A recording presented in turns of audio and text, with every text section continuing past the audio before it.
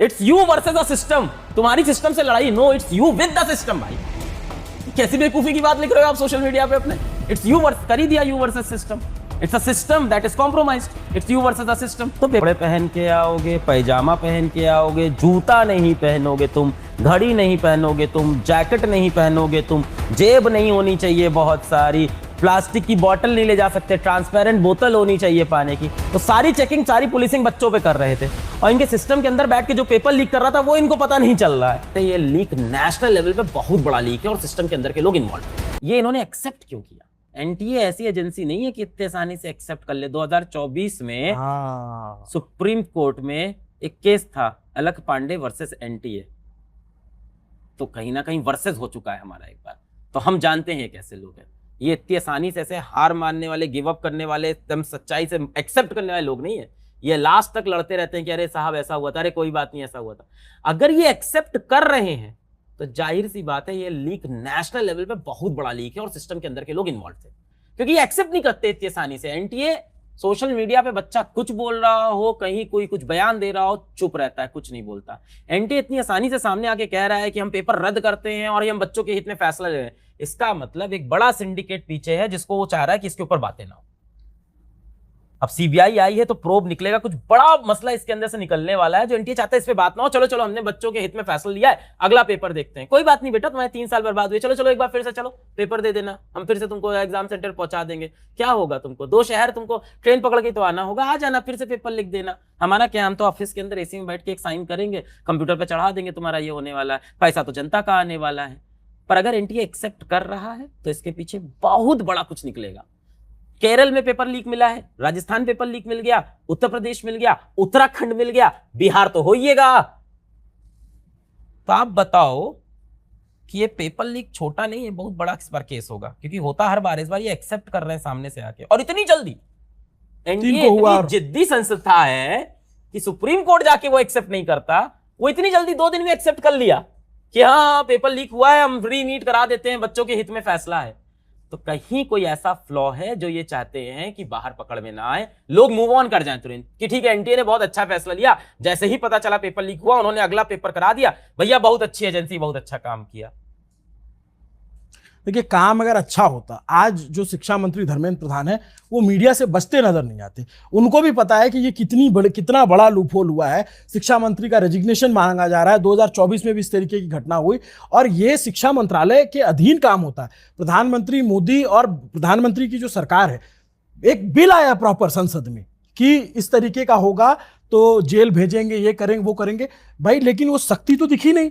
और आप ये कह रहे हो कि 2 लाख लोग इन्वॉल्व है, उसके बाद आप जब कह रहे पेपर लीक हो जा रहा है, आपको लगता है कि बस वो एक 4 पन्ने का लिख के दे दिया और बच्चे फिर मान जाए। मैं तो बच्चों के कमेंट देख रहा हूं ना, वो इतने, मैं तो सर आप लोगों से हाथ जोड़ के निवेदन करूंगा, बहुत छोटे छोटे बच्चे होते हैं, आप तो पढ़ाते हो, मैंने देखा है इतने छोटे छोटे बच्चे इतना दिन रात पढ़ते हैं। छोटे होते हैं भाई, 17 साल 18 साल के छोटे छोटे बच्चे होते हैं और परेशान है। उनको थोड़ी पता है कि ऊपर सिस्टम इतना करप्ट है, उनको थोड़ी पता है कि देश के अंदर इतनी भ्रष्टाचार हो रहा है। उनको तो विश्वास होता है कि सब सही। भाई वो बच्चा क्या सपना लिया है कि मैं भारत का डॉक्टर बनूंगा, देश के लिए कुछ करूंगा, देश में मुझे गरीबों की सेवा करनी है, मुझे इलाज करना है, डॉक्टर बनूंगा, अपने परिवार के लिए कुछ करूंगा। उसको थोड़ी पता है कि ऊपर सिस्टम इतना करप्ट हो रखा है। वो बच्चे का आज भरोसा टूटता है। ऐसा जब होता है ना तो बहुत सारा बच्चा होता है, हर बच्चा देखिए इतना टीवी नहीं देखता, इतना उसको नहीं पता है कि दुनिया कैसी है। अधिकांश बच्चा अपनी जिंदगी में कोई 16-17 साल का बच्चा है, खेलने कूदने की उम्र है, उसमें एक एग्जाम की तैयारी करता है, दिल जान लगा देता है पूरा। आज उसको ही पता चल रहा है अच्छा तो सिस्टम करप्ट है, इतना पेपर लीक हो जाता है। अच्छा पेपर था किसी के पास, बच्चा तो, कितने बच्चे को तो पता ही नहीं ऐसा हो भी सकता है। अच्छा किसी के पास पूरा पेपर था, कोई 720 में से 720 ला रहा है पूरा पेपर रख के, और हम किसी तरह से मेहनत करके 650 ला रहे हैं। तो बच्चों का तो पूरा भरोसा टूटता है पूरी प्रणाली के ऊपर से। अब बेचारा फिर से पेपर देगा। देखिए, ये जब ये कह रहे हैं तो मैं देख रहा हूं, इनकी महसूस कर पा रहा हूं, ये एक टीचर के नाते नहीं कह रहे, ये हजारों लाखों बच्चों के प्रतिनिधि के नाते ये बात कह रहे हैं। और सिस्टम पे किस तरीके से भरोसा डगमगा गया है लोगों का कि आप समझिए, वो बच्चा वो वाला बच्चा नहीं है जो सड़क पे उतर के आंदोलन करेगा। वो बच्चा वो नहीं है कि यूपीएससी में 5 साल दे दिया है, अब उसका नहीं हो रहा है तो वो आंदोलन कर लेगा, या वो बीए कर रहा है, वो इतना मेच्योर भी नहीं होता, वो छोटा बच्चा होता है, वो नहीं आएगा सड़कों पे, नहीं आ पाएगा। वो उसको तो अगले पेपर की तैयारी करनी है। और जब आप लोग कह रहे हैं, तो मैं जैसे पिछली बार आप लोग को बहुत सारे टीचर्स को बैकलैश हुआ कि तो कोचिंग माफिया है, तो ये है वो है फलाना वगैरह, हर तरीके के आप लोगों ने ताने झेले। लेकिन आप ही लोग पढ़ा रहे हो, आप ही लोग जो है बच्चों को मोटिवेट करते हो, और अभी भी मैं गुजारिश करूंगा कि आप कम से कम बच्चे को इतना चार्ज रखिए कि उसको कोई गलत दिशा में ना जाए। देखिए कितनी दुख की बात है कि हम लोग ये सब बातें करनी पड़ रही कि बच्चा किसी गलत दिशा में ना जाए, जब वो एक पूरे सिस्टम की जिंदगी भर स्कूल की फीस देता है, एग्जाम के फॉर्म की फीस देता है, मतलब उसके माँ बाप टैक्स देते हैं, तो उन्होंने सब एक बोलते हैं ना आइडियल सिटीजन, सब फॉलो किया और आज वो इस दुविधा में फंसता है। बच्चों को मैं यही बोलूंगा कि बेटा करी हुई मेहनत जिंदगी में कभी खराब नहीं होती है, और सिस्टम है, सिस्टम में कुछ फ्लॉज हैं, और ऐसे में आप अपने देश के खिलाफ मत होना। हर देश में मुसीबत होती है, हर देश में तकलीफें होती हैं, और देश बदलने के लिए हमको आपको आगे आना होगा। कोई देश परफेक्ट नहीं होता है, हम सब मेहनत करेंगे, उसको परफेक्ट बनाएंगे। तो आप होप्स मत छोड़ देना कि इस देश का कुछ नहीं हो सकता। अभी हर जगह ये भी चलेगा सोशल मीडिया में, इस देश का कुछ नहीं हो सकता, यहाँ के एजुकेशन सिस्टम का कुछ नहीं हो सकता। होगा, आप में से बहुत से लोग आगे आएंगे और देश का अच्छा करेंगे, और ये पॉजिटिव थिंकिंग आपको अपने अंदर रखना है। जो आपके साथ हुआ है, आपको ये बात एकदम इंश्योर करनी है, आपको एकदम गांठ बांधनी है इस बात की कि आपके जो भविष्य में बच्चे आने वाले हैं, अगला जनरेशन, उनके साथ ये सब ना हो। इसके लिए आपको सिस्टम में आना पड़ेगा, आपको पढ़ाई करनी पड़ेगी, आपको देश बदलना पड़ेगा। तो पॉजिटिव तो रहना पड़ेगा बेटा। सर एक लास्ट सवाल मेरा ये भी है कि अब ये इंतहा हो गई है, हम लोग ना हर राज्य में देखते हैं कि राज्यों के पेपर लीक हो रहे हैं, ठीक है। हर सरकार ये दावा करती है कि हम आएंगे और आसमान में धान बो देंगे जी। नेशनल लेवल के पेपर तक लीक हो जा रहे हैं। इस देश में चुनाव लीक नहीं होता, जहां करोड़ों लोग वोट दे रहे होते हैं वो चुनाव बहुत शांति से संपन्न होता है। हमको मैं तो आज लिखा कि एग्जाम भी चुनाव आयोग को दे दो, कम से कम ये टाइम से हो जाएगा, इसका रिजल्ट टाइम से आ जाएगा। इसमें तो आप बाकी भर्तियों की हालत देखिए ना, एसएससी वाले मैसेज कर रहे हैं, तब सब मैसेज कर रहे हैं कि सर पेपर नोटिफिकेशन नहीं आता, आएगा तो पेपर नहीं होगा, पेपर हो जाएगा तो इंटरव्यू नहीं होगा। और ये पंचवर्षीय योजना है, फिर पेपर हो जाए तो फिर जाओ मुकदमा करो, कचहरी लड़ो, हाई कोर्ट लड़ो, फिर सिंगल बेंच, डबल बेंच, फिर सुप्रीम कोर्ट जाओ, तब जाकर के आप किसी परीक्षा को पास कर पाते हो। और अब जब ये पेपर लीक हो गया, ये तो मतलब मैं कहता हूँ लानत है पूरे सिस्टम पे, त्राहिमाम है ये। मतलब 22, और मुझे लगता है इससे ज्यादा किसी परीक्षा में बच्चे नहीं बैठते होंगे जी। मतलब 12वीं कक्षा के बाद की सबसे बड़ी परीक्षा और बहुत ही रेपुटेड एग्जाम है। आप देखो डॉक्टर बनने जा रहा है, 23 लाख बच्चा बैठता है इसके अंदर। बट मैं ये जाने तो सॉल्यूशन क्या है, आप लोग एज ए शिक्षाविद, एजुकेटर, सॉल्यूशन क्या है? 24 में हुआ, 26 में हो गया, अभी सख्ती कर दोगे 27 में ठीक हो जाए, क्या कौन सा भरोसा 28 में नहीं होगा, या कौन सा भरोसा 29 में नहीं? तो एक मैं ये देख रहा हूं, इसका नतीजा भी मतलब लोग माने ना माने, पिछली बार 26 लाख लोगों ने पेपर दिया, इस बार 22 हो गए, तो एक सिस्टम से भरोसा तो हिला है लोगों का ना। हाँ, नीट के ऊपर से भरोसा तो हटा ही है। 2024 से ये चीज हुई, तो 2024 का जो पूरा प्रकरण हुआ ग्रेस मार्क्स का, पटना के अंदर पेपर लीक का, फिर उसके बाद से बच्चों का नीट के ऊपर से भरोसा तो हटा ही है 2024 से। इस साल फिर ऐसा हो गया, अगले साल और कम होगा ये चीज।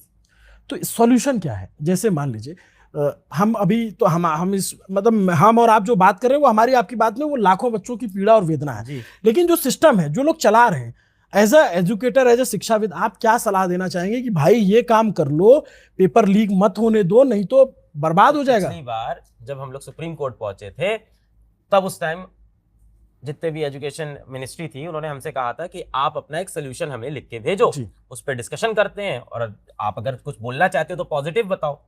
तो हमने उनको बना के 5 पेज का पूरा ड्राफ्ट एक भेजा था, एक मिनी ड्राफ्ट भेजा था कि ये देख लीजिए, आप बताइए चर्चा।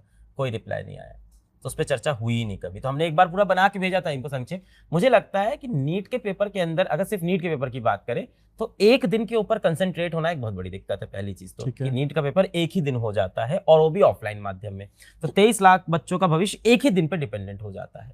जेई के अंदर देखिए इन्होंने क्या कर रखा है कि अलग अलग दिन पेपर करते हैं, मल्टीपल शिफ्ट में पेपर करते हैं और ऑनलाइन करते हैं, तो पेपर भी बहुत सारे बनते हैं। और नॉर्मलाइजेशन का कॉन्सेप्ट है कि कोई पेपर डिफिकल्ट है, कोई आसान है, तो उसके हिसाब से नॉर्मलाइज कर देते हैं। तो वहां अगर एक पेपर के अंदर कुछ दिक्कत होगी बीजी, तो अगले दिन बच्चा पेपर दे सकता है, 3 दिन बाद पेपर दे सकता है, और मल्टीपल शिफ्ट में पेपर हो रहे हैं, तो एक अगर इफेक्ट भी हुआ तो लाख बच्चा इफेक्ट हुआ, तो उसको आप सही कर सकते हो। अब नीट के अंदर एक तो ऑफलाइन टेस्ट इसके अंदर इन्वॉल्व है, तो कॉपियों का प्रिंट होना जी, प्रिंटिंग प्रेस से सबसे ज्यादा लीक होते हैं, ट्रांसपोर्ट होना और स्कूलों में पहुंचना, 3 स्टेप है। बैंक्स के भी बीच में इन्वॉल्व है, 3-4 स्टेप हो गए जहां पे ये चीजें फंस सकती हैं। और ह्यूमन इन्वॉल्व है लगातार, और ह्यूमन फोर्स इन्वॉल्व है, और ह्यूमन फोर्स भी वो इन्वॉल्व है जो कहीं ना कहीं आप कह सकते हो कि एक गाड़ी का ड्राइवर इन्वॉल्व है, एक उसके अंदर चौकीदार इन्वॉल्व है। तो ऐसे लोग इन्वॉल्व हैं जो सिस्टम में बहुत ऊपर नहीं है, जिनके आसानी से जिनको आप हाँ दे 25,000 रुपए दो, आपको पेपर लाके वो दे देगा भाई, उसके लिए क्या ही कीमत है, 25,000 रुपए मिल गया तो दे देगा। तो अगर इस चीज को हम डिजिटल करें, पेपर को मल्टीपल शिफ्ट में बांट दें, तो लीक होने के चांसेस ऑफ कोर्स रुकेंगे, कंसंट्रेट हो सकता है। बट सर एक बात बताओ कि ये कोई ड्राइवर और क्लीनर तो पेपर लीक करेगा नहीं, इसके पीछे बहुत बड़े लोग होंगे, बहुत बड़ा तंत्र होगा।